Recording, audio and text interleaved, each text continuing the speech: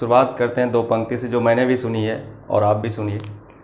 अगर फैसला कर लिया है ऊंची उड़ान का तो फिजूल है कद देखना आसमान का। जी हाँ, अगर आपने फैसला कर लिया है कि आपको अपने देश की सेवा करनी है एज ए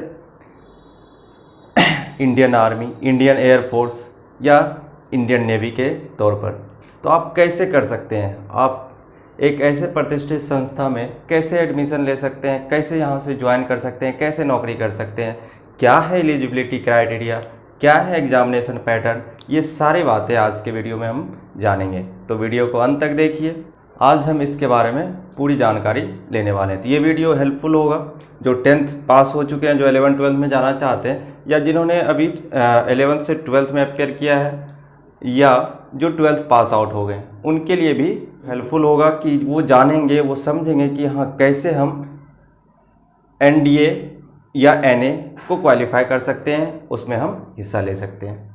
तो चलिए शुरू करते हैं। उसका जो पूरा है नेशनल डिफेंस एकेडमी और NA मीन्स नेवल एकेडमी। इसका एग्ज़ाम ये देश का सबसे प्रतिष्ठित संस्था UPSC है ना, इसके एग्ज़ाम्स UPSC कंडक्ट करवाती है और वो साल में 2 बार होता है ना, 2 times in a year, जिसको बोला जाता है NDA first, NDA second. First exam आपको अप्रैल में होता है, सेकेंड आपको सितंबर। UPSC का एक खास पैटर्न होता है, वो बदलता नहीं है, हालांकि पेंडेमिक नहीं हो तब, है ना, जैसे इस बार बदला है कैलेंडर, ऐसे कभी बदलता नहीं है। तो बहुत से बच्चों को ये डाउट होता है क्या NDA फर्स्ट और सेकेंड इंटरलिंक है क्या? नहीं, NDA फर्स्ट अब एग्ज़ाम हो गया, इसमें भाग लेने वाले बच्चे अगर पास या फेल होते हैं तो उससे इस पर कोई असर नहीं पड़ता। आप इसमें भी फॉर्म फिल कर सकते हैं, इसमें भी फॉर्म फिल कर सकते हैं। NDA आप क्लियर करते हैं तो Indian Army, Indian air force and Indian navy, नाम आपने सुना ही होगा। और ये होता है नेवल एकेडमी, इसमें इंडियन नेवी, तो इंडियन नेवी यहाँ भी है, इंडियन नेवी यहाँ भी है, तो दोनों एक ही है। बस बशर्ते क्या है कि आपको क्राइटेरिया क्या दे रहता है कि जब आप इंडियन नेवी यहाँ NDA के थ्रू चूज करके जाते हैं तो आपको जो ट्रेनिंग पीरियड होता है, जब आपका सिलेक्शन हो जाता है, ट्रेनिंग पीरियड 3 साल आपको NDA एकेडमी में होता है, उसके बाद आपको नेवल एकेडमी में भेजा जाता है। लेकिन आपने अगर इसको प्रेफरेंस दिया है तो आपका सारा का सारा ट्रेनिंग नेवल एकेडमी में भी होगा, यानी 3 साल भी नेवल एकेडमी में होगा और उसके बाद का भी 1 साल नेवल एकेडमी में ही होगा। तो देखिए प्रेफरेंस का क्या मतलब है, जब आप फॉर्म भर रहे होंगे, जैसे ही आप खोलेंगे तो आपको प्रेफरेंस मांगेगा।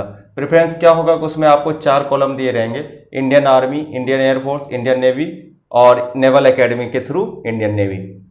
आपको यहाँ पे देना होगा प्रेफरेंस, ये 1 2 3 4 है या 1 2 3 4 है, इस तरीके से, मतलब कि आपको सबसे पहले कहाँ जाना है। तो आपके प्रेफरेंस के अनुसार आप अगर क्वालिफाई करते हैं, उसके अनुसार आपका मेरिट जब बनता है तो प्रेफरेंस के अनुसार ही आपको कैडेट दिया जाता है। क्या हम एलिजिबल हैं उस फॉर्म को भरने के लिए? तो सबसे पहले एलिजिबिलिटी जब देखते हैं हम, तो वहाँ पे क्या होता है कि आपका 10+2 होना अनिवार्य है, या 10+2 में आप अपेयर हो रहे हो या 10+2 पास कर चुके हैं।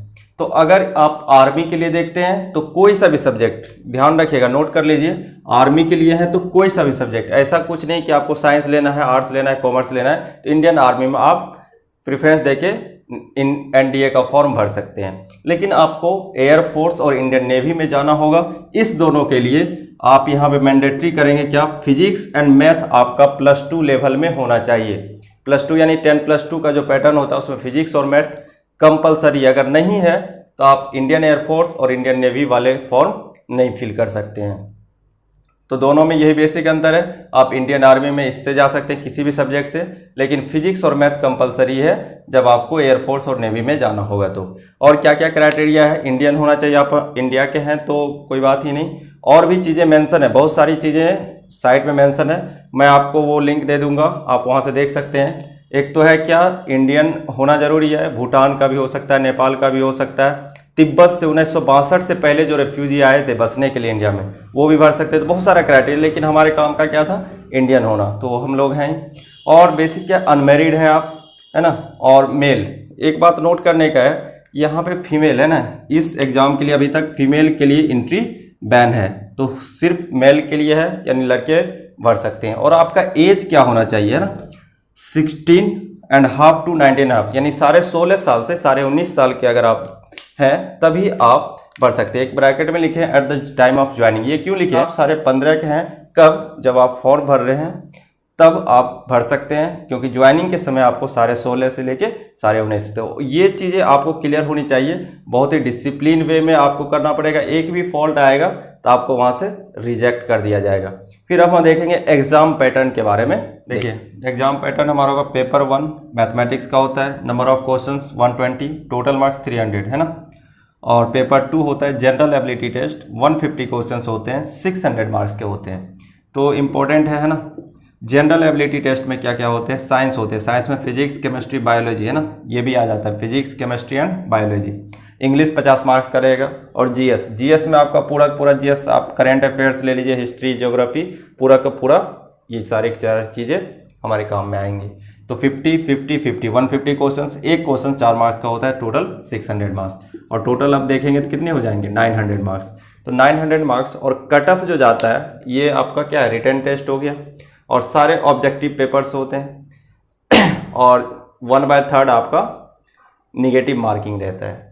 तो कट ऑफ जो गया है 2014, 15, 16 इस तरह से जब निकाला गया है तो मैक्सिमम 35% गया है और मिनिमम 25% है ना, 20 भी गया है, कुछ ईयर में 20 भी गया है। तो एवरेज हम लोग 25 से 35 ले रहे हैं। कभी किसी ईयर में 30% जा रहा है, किसी में 35। वो डिसाइड यूपीएससी करती है कि एवरेज यही रहा है 25 से 35%। और ये क्या होता है कि ये सेक्शनल कट ऑफ है, यानी कि आपको इसमें भी लाना पड़ेगा, इस रेंज में इसमें भी लाना पड़ेगा, और फिर जाके ओवरऑल कट ऑफ भी होता है। तो इतना मुश्किल है नहीं अगर आपने 11-12 अच्छे से पढ़ा है। सिलेबस इसका 11-12 का रहता है, मैथ है ना, जो आपने IIT JEE के लिए पढ़ा है। और जब आप यहाँ से क्वालिफाई कर जाते हैं तो आपको बुलाया जाता है SSB इंटरव्यू के लिए।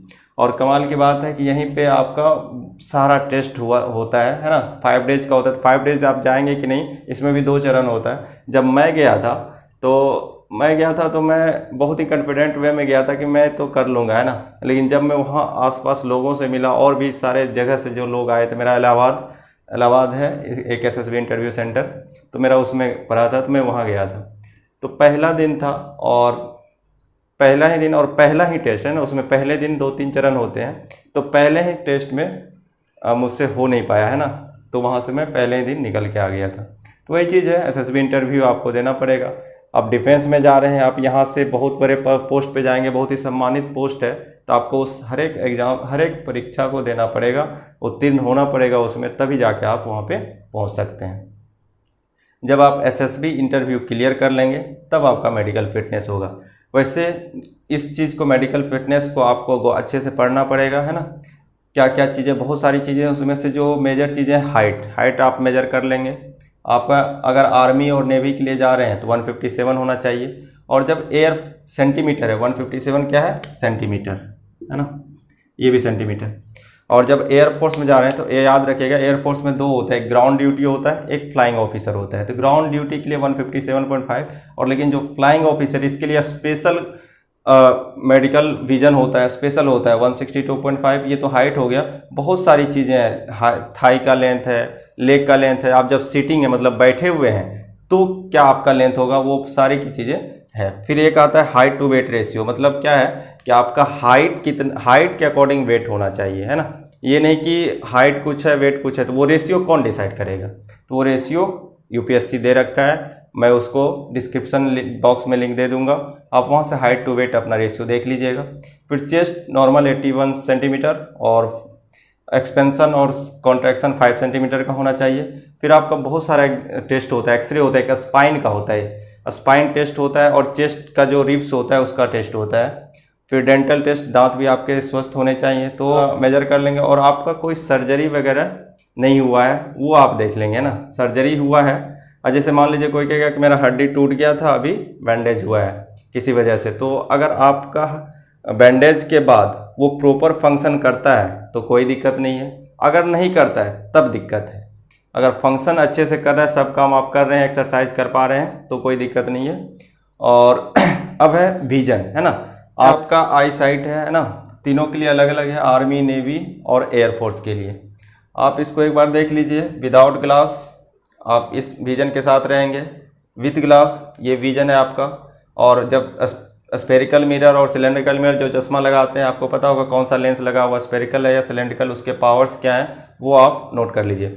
नहीं तो आप क्या कीजिए, इससे अच्छा इसको नोट करने से अच्छा है मैं डिस्क्रिप्शन में वो लिंक दे रखूँगा और वो फ़ोटो दे रखूँगा, है ना, स्क्रीनशॉट दे रखूँगा जो यूपीएससी ने दिया है। आप एक बार अपने डॉक्टर से, नियरेस्ट डॉक्टर से सलाह ले लीजिएगा कि ये सब क्या है ना, पर कलर परसेप्शन क्या है, मेरा क्या है, अपना चेकअप करवा ले सकते हैं और ताकि आपका दूर हो जाए। तो आप 2 चीज़ कर सकते हैं, एक आप अपने हाइट के बारे में पता कर सकते हैं, अपने आई साइट के बारे में पता कर सकते हैं। बाकी और सब चीज़ें क्या होती है ना, मैनेज हो जाती है। मैनेज इस मामले में कि आप छोटे छोटे होते चीज़ वो डॉक्टर से सलाह लेने के बाद आप कर सकते हैं। तो मेन फोकस होना चाहिए आपका इसके रिटन एग्ज़ाम और इंटरव्यू पे, और मेडिकल साथ में आप अपने डॉक्टर से जाने से पहले चेक करवा लीजिए पूरा, और जो चीज़ें सुधर सकती हैं उसे सुधार लीजिए। एक होता है नाक का, है ना, नाक आपने देखा होगा किसी का मतलब थोड़ा सा टेढ़ा होता है तो वो भी, उसके भी ऑपरेशंस होते हैं, थोड़ा सा ठीक हो जाता है तो वो भी नहीं चलता है। फिर एक आता है टैटू वाला, है ना, टैटू आपका कहाँ होना चाहिए, तो एक होता है 4 आर्म,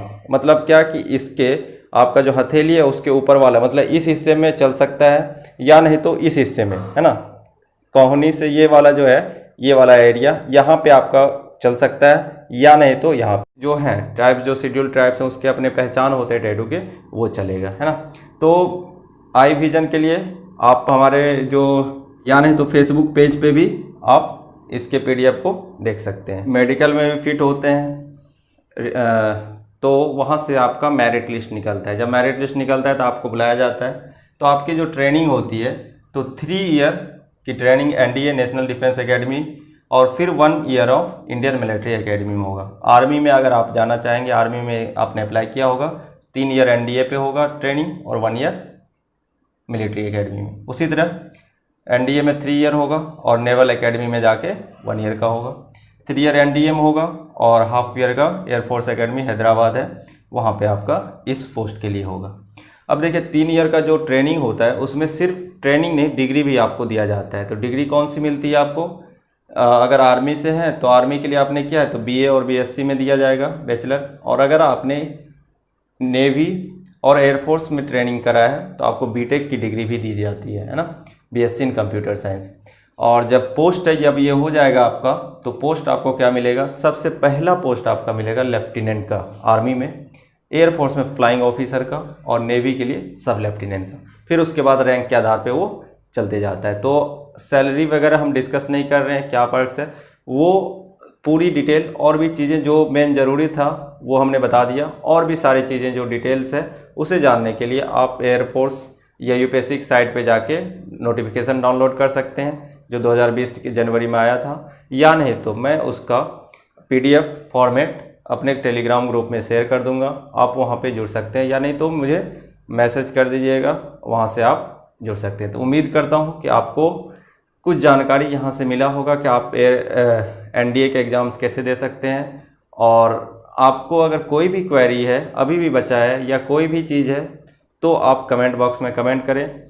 और वीडियो कैसी लगी इसको भी आप मेंशन ज़रूर करें, लाइक कीजिए, शेयर कीजिए, और चैनल को अभी तक आपने सब्सक्राइब नहीं किया है तो सब्सक्राइब कर लीजिए। तब तक के लिए सुरक्षित रहें और ईश्वर से प्रार्थना करें कि सब स्वस्थ रहें। धन्यवाद।